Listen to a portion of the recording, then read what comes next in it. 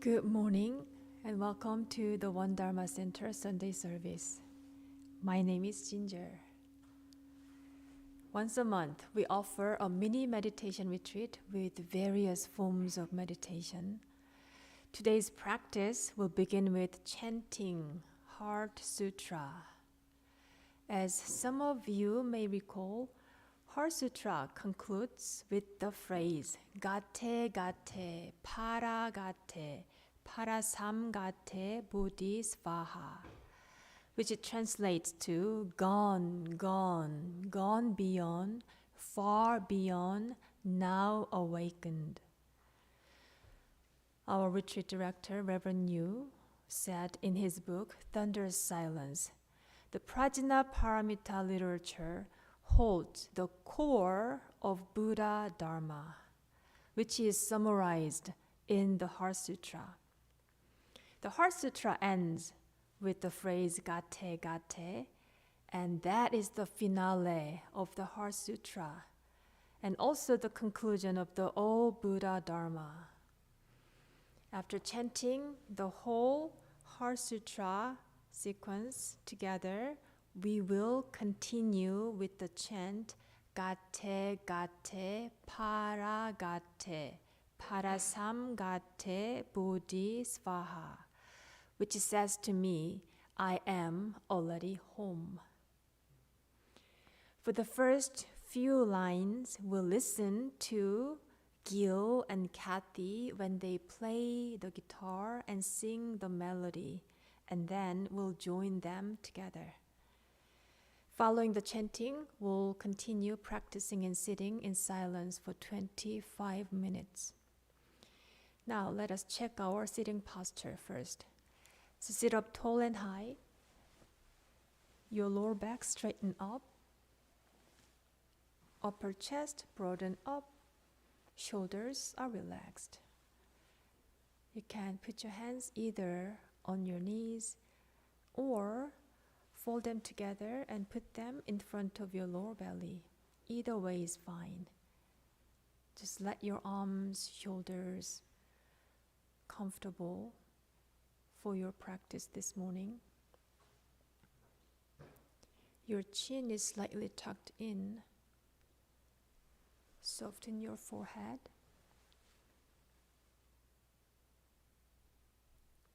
And then we'll open up our chanting booklet, page 5. Page 5, Heart Sutra.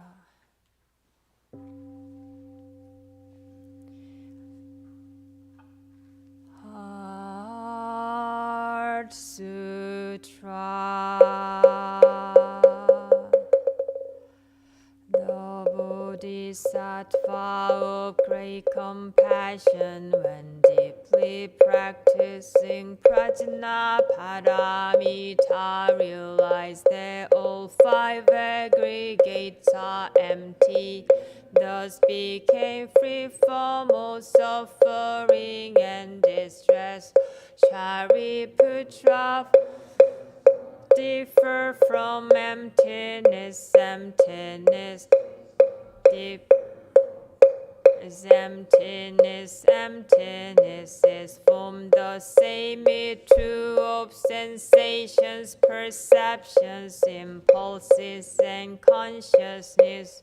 Shariputra, all dharmas are empty, they do not appear or disappear, are not tainted or pure, do not increase, decrease in emptiness, no form, no sensations, no perceptions, impulses, no consciousness, no eyes, no ears, no nose, no tongue, no body, no mind, form, no sound, no smell, no taste, no touch, no object of mind, realm of our ear, nose, tongue, body, of mind, consciousness, no ignorance, no extinction of ignorance, old days and death, no extinction of them, suffering, no cause of suffering, no cessation of suffering, no past, no wisdom, no attainment with nothing to attain. Bodhisattva relies on prajna paramita, therefore the mind has no hindrance. Without hindrance, no fears exist, free from delusion, one dwells in nirvana. All Buddhas of the past, present, and future rely on prajna paramita and attain supreme enlightenment. Therefore know that prajna paramita is the great mantra. Great enlightening mantra is the unsurpassed and unequaled mantra, which is able to eliminate all suffering. This is Chunna also proclaimed. Prajna paramita mantra, which says gone, gone, gone beyond, far beyond, now awaken. Gate, gate, para, gate, para, sam, gate. Gate, gate, para, sam, gate, bodhisvaha. Gate, gate, para, sam, gate, bodhisvaha.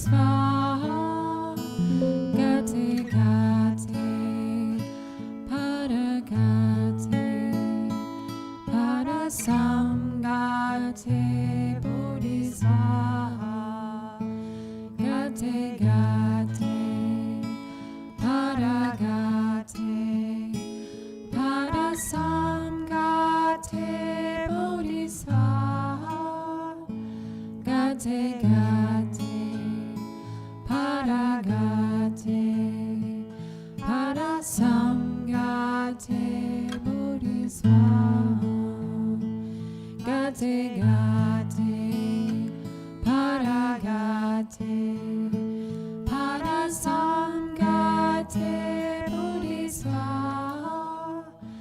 gate gate para gate para samgate bodhisattva gate gate para gate para samgate bodhisattva gate gate para gate para samgate bodhisattva gate gate para gate para samgate bodhisattva gate gate para gate para samgate bodhisattva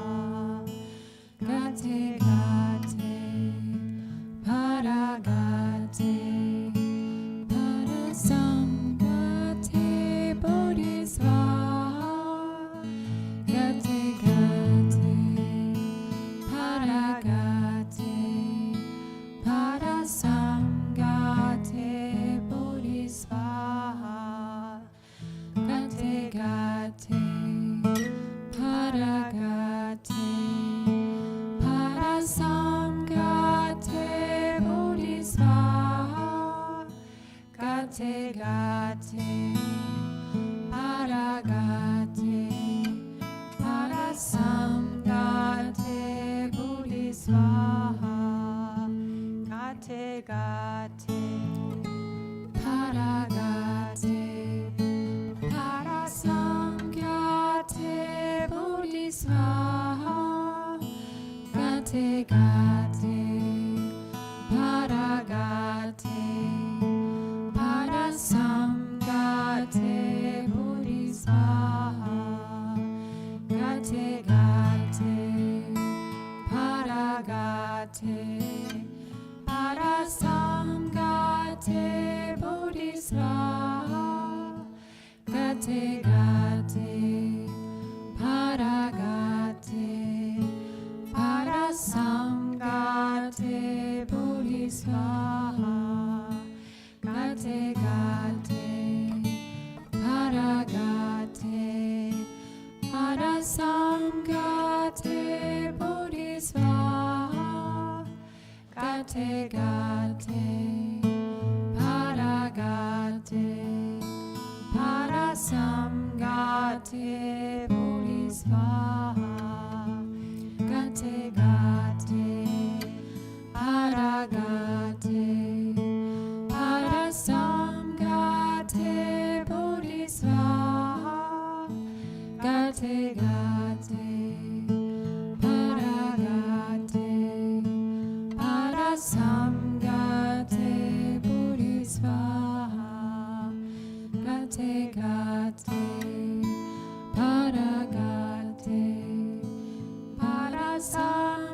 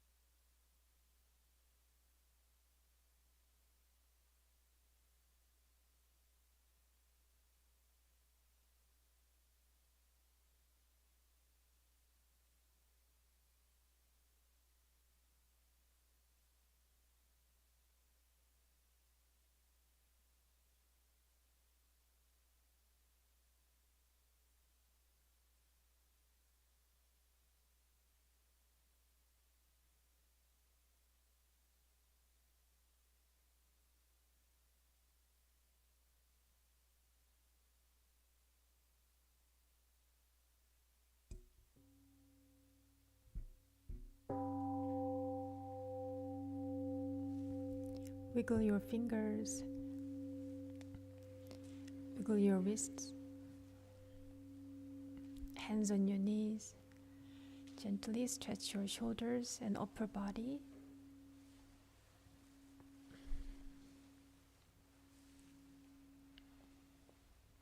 Slowly circle your upper body.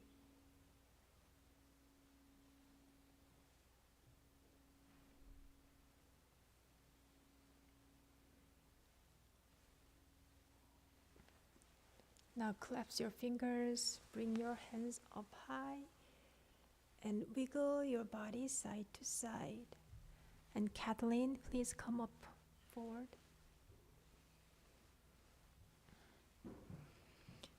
And release your hands down. Now put out your legs. Hands on your knees. Massage your knees, your kneecaps, your thighs.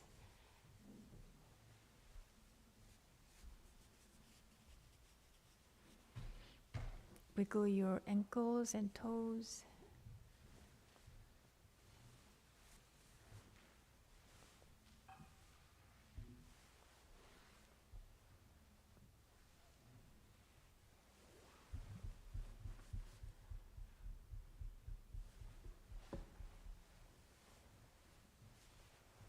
Bring your hands to your left side and stretch your spine.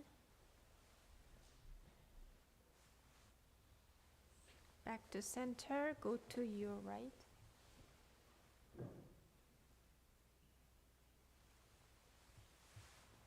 And back to center, arms up to your chest, palms down to your side. Breathe in up, breathe out, lean forward.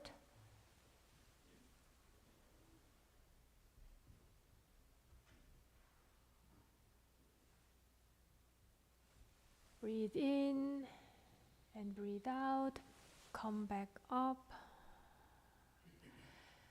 Now turn your body to your right. Let us face to the 일원상, one circle image.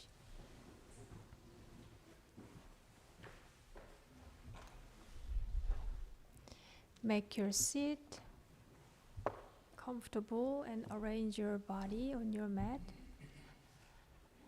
This morning, we are happy to have Catherine here and listen to her Dharma message. So she's going to talk about one of the key practices in Won Buddhism, gratitude. So the title is Cultivating Gratitude in Changing Times. Please join your palms together. Greet Catherine. Good morning. Good morning, everyone. So nice to see all of you on this magnificent day. I want to thank Reverend Yu for giving me the opportunity to speak with you today. As Ginger said, I wanted to talk about not just cultivating gratitude, but in the time we are in what I call changing times. Today, cultivating gratitude is more important than ever. As we are witness to what is happening around us, the last thing we may be thinking about is gratitude. We are more likely to be feeling emotions of despair, hopelessness, anger, and guilt. These emotions do not make us feel good about the situations. In fact, they usually make us feel worse. What we focus and feed on strengthens those feelings and become wrapped up in negativity. A way to help us during these changing times is to cultivate gratitude. Cultivating gratitude is a key process in Won Buddhism. It is deeply related to the understanding of the interconnectedness of all. Based on the Buddhist teaching, we see that all phenomena arise in dependence on multiple causes and conditions. For instance, in order for us to drink a cup of tea, someone has to plant, harvest, manufacture, and deliver and sell the tea. It also requires sun, wind, rain, a teapot, and a cup, and all the other necessary things and conditions for us to enjoy this very simple act of drinking tea. The food we eat, the clothes we wear, the house we live in, and all the goods and services we use on a daily basis come from countless people and conditions around the world.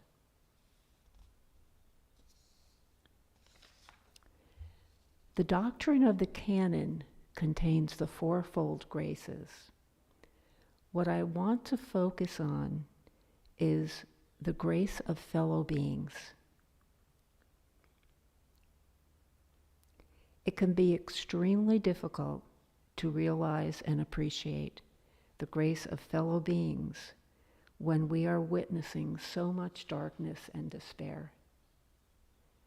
We see people damaging property, looting stores, fighting with one another, hurting and even killing one another. The intensity of hate is sometimes overwhelming between different factions. We certainly do not see any gratitude there. We can become very jaded and insensitive to those participating in these activities, having little use for any of them or their actions. What we are witnessing in today's world is the result of beings being ungrateful for one another.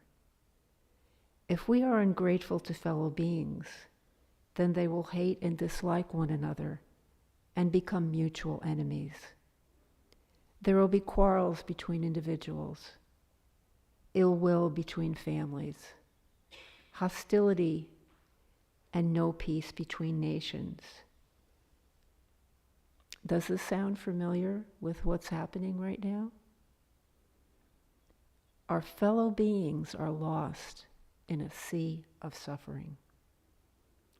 So maybe, just maybe, instead of us only seeing the harm that our fellow beings are engaging in, maybe we can pause, take a step back, take a breath or two, and send some metta to those that are suffering and that are in so much pain they are committing atrocious acts.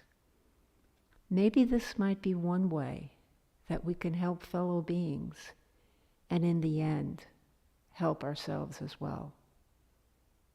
I think I'm going to try it. I hope you will do as well. The word gratitude and grace share a common origin. The Latin word gratus, meaning pleasing or thankful. When you are in a deep state of gratitude, you will often spontaneously feel the presence of grace.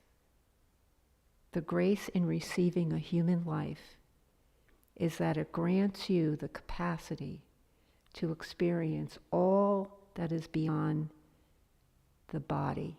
We can call it God, emptiness, Brahman, Allah, or the ground of the Absolute.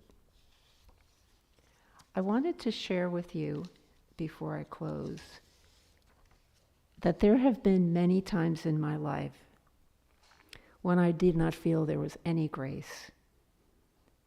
Misfortunes, financial difficulties, problematic relationships, and severe illnesses abounded.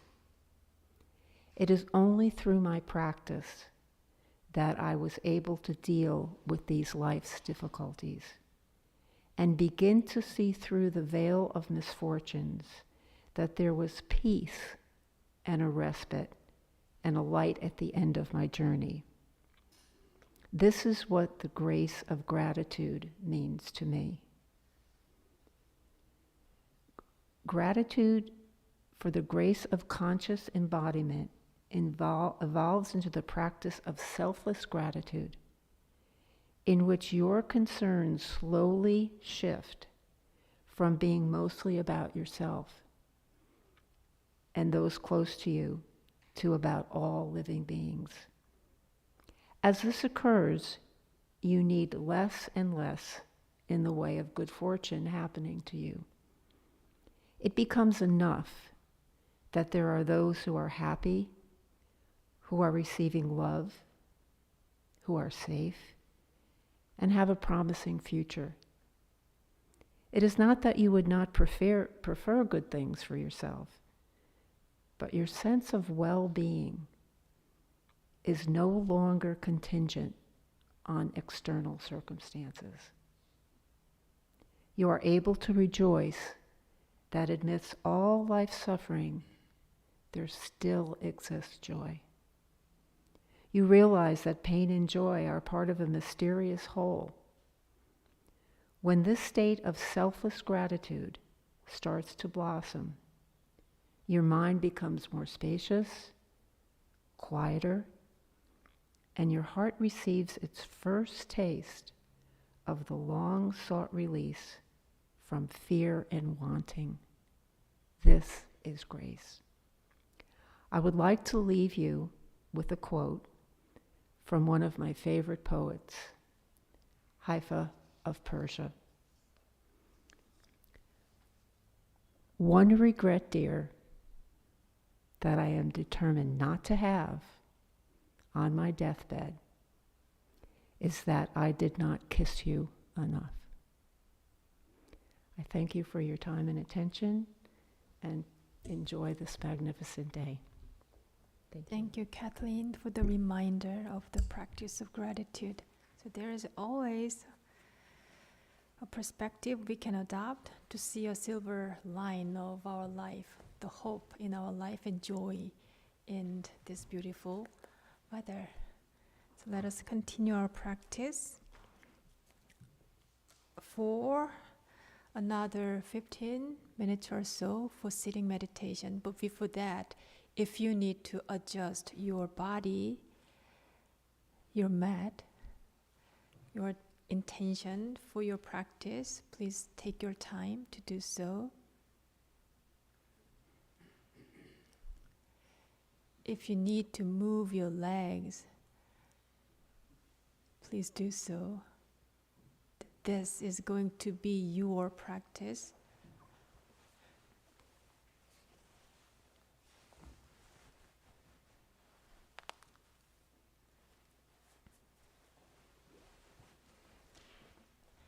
Once your body is ready for your sitting practice,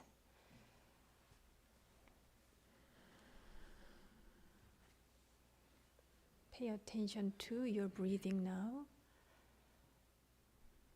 to see whether you are breathing comfortably, deeply, and mindfully. Breathe in, breathe out. Breathe in, feel your lower belly expanding. And breathe out, it falls back.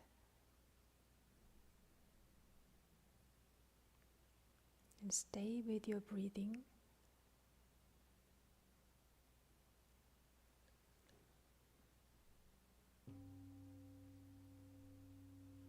When there is wandering thought, you can always come back to your breathing.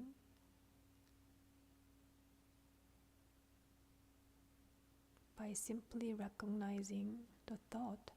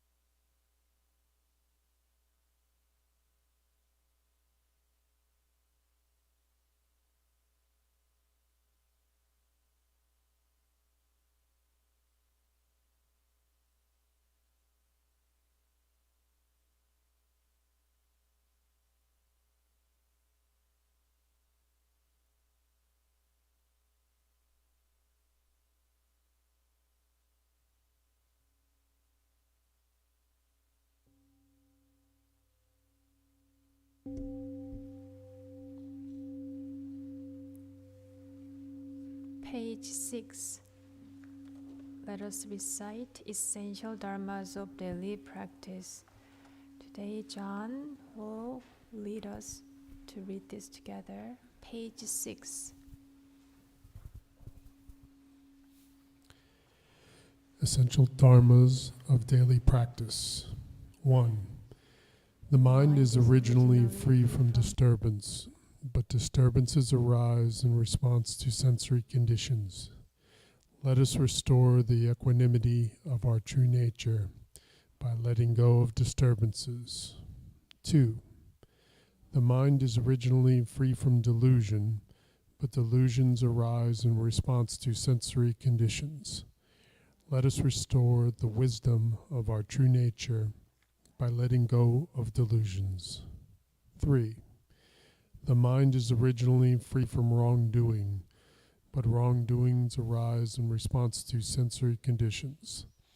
And let us restore the precepts of our true nature by letting go of wrongdoings. 4. Let us replace disbelief, greed, laziness, and ignorance with belief, zeal, questioning, and dedication. 5. Let us turn resentment into gratitude. 6. Let us turn dependency into self-reliance. 7. Let us turn reluctance to learn into willingness to learn well. 8. Let us turn reluctance to teach into willingness to teach well. 9. Let us turn lack of public spirit into eagerness to serve the good of all.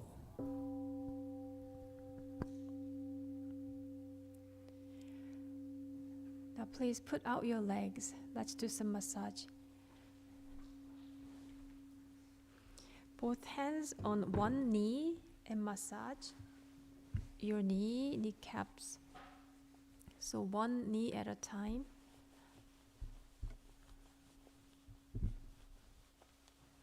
To the other side.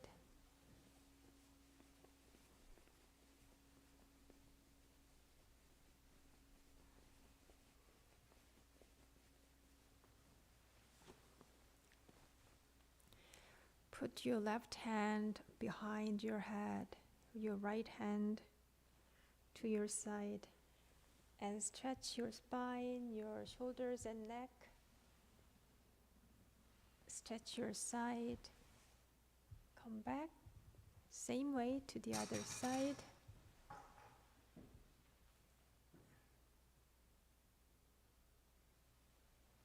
And come back. Now grab our ears, pull them out. Twist them.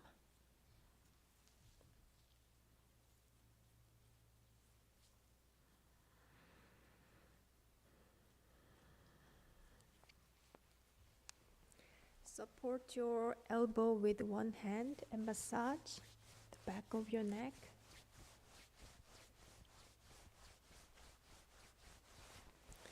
The other way.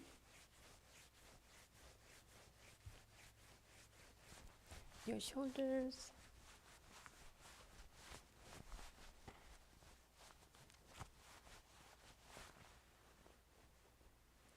Wiggle your shoulders, upper body. Wiggle your face too.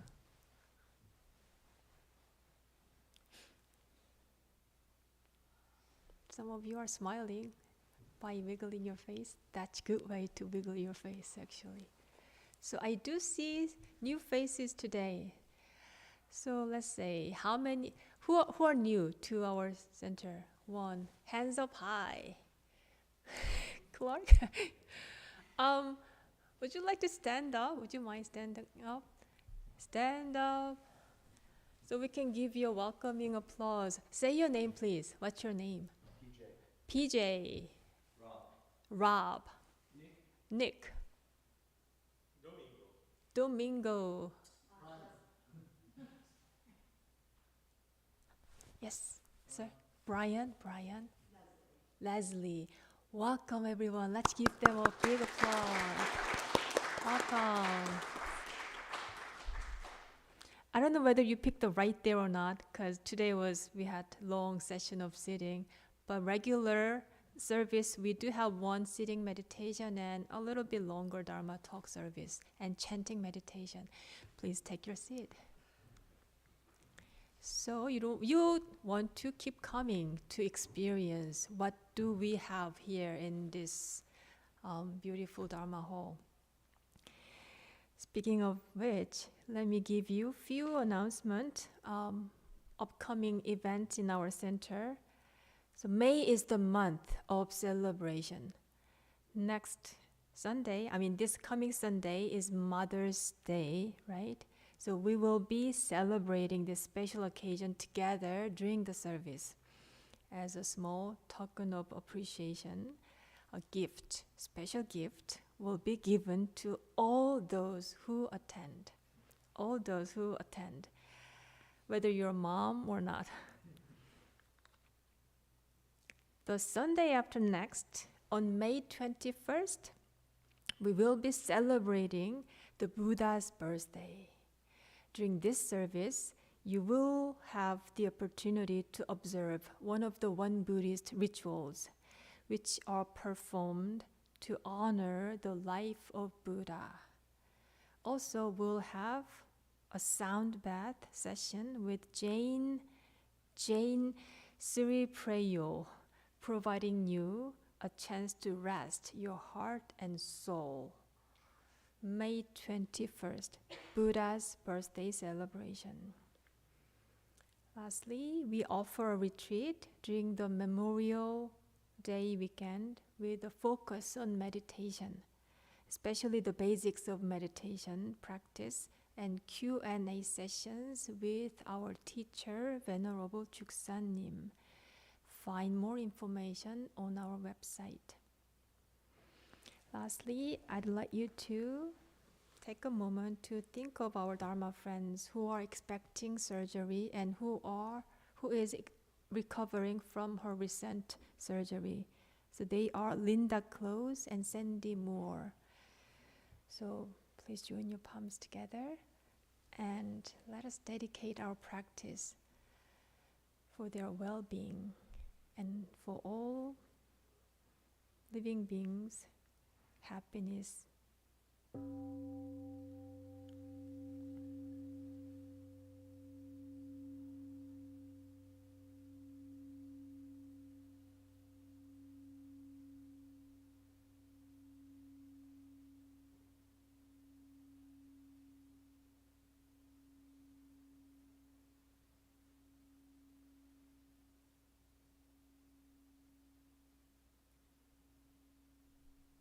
Thank you for your prayer.